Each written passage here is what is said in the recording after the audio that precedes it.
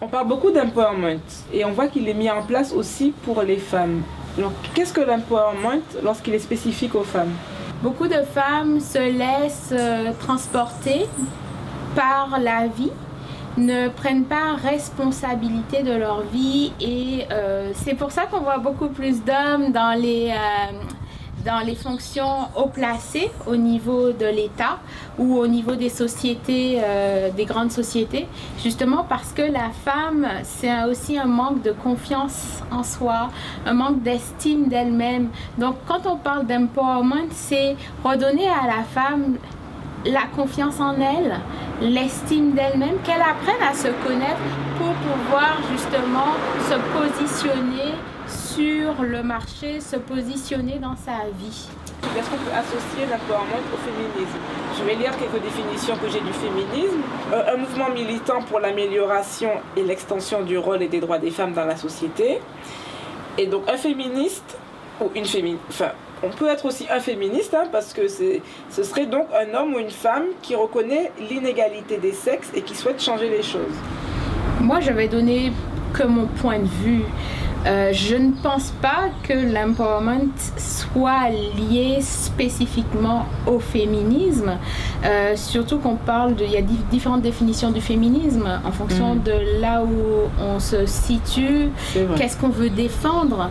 Le féminisme, en fonction de défendre le droit des femmes, défendre ce qu'elles représentent. Je dis oui, dans le sens que si elle peut prendre sa place aussi au niveau de l'égalité. Je ne sais pas vraiment si c'est clair qu'il y a une inégalité entre les hommes et les femmes. Maintenant, on peut parler aussi d'empowerment pour un homme. L'empowerment vise plus en fait par rapport à l'estime. Voilà. Je pense que le féminisme est plus dans les faits.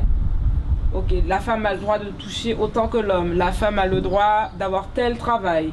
C'est dans les faits. Mais ça ne travaille pas en profondeur le fait que oui, d'accord, tu me donnes le droit d'être directrice, sauf que moi je suis une femme et je vais subir des pressions parce qu'on m'attend au tournant.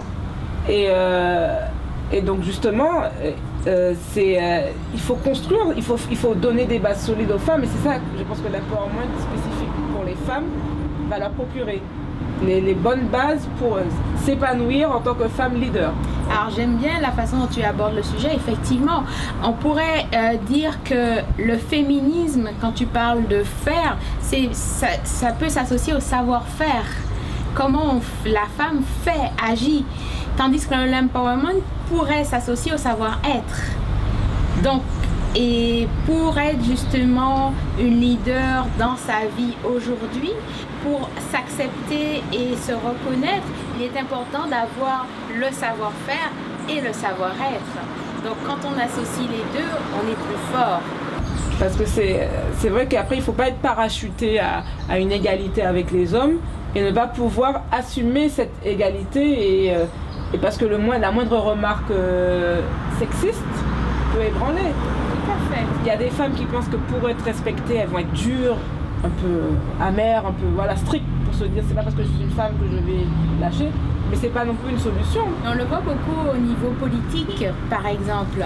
Les femmes qui à la base sont très féminines, dès qu'elles rentrent en politique, là c'est le tailleur noir, très strict, la chemise blanche, le tailleur, la jupe noire. Et là, on dirait qu'elles veulent prendre la place de l'homme pour se faire reconnaître en tant que femme au pouvoir.